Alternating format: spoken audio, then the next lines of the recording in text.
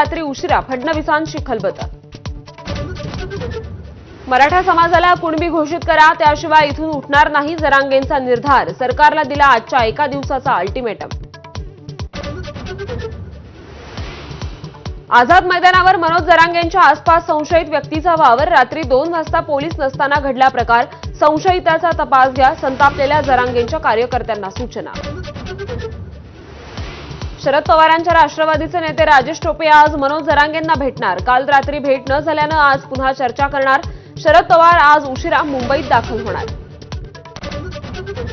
शरद पवार आणि अजित पवार आज पुन्हा एकाच मंचावर येणार। पुण्यातील उरळी कांचन ग्राम सचिवालयाच्या उद्घाटन प्रसंगी होणार भेट।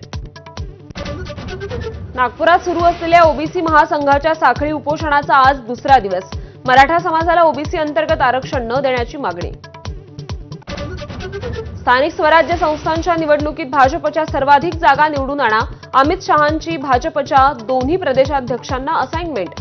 मुंबईसह सर्वच महापालिकांवर लक्ष केंद्रित करण्याच्या सूचना।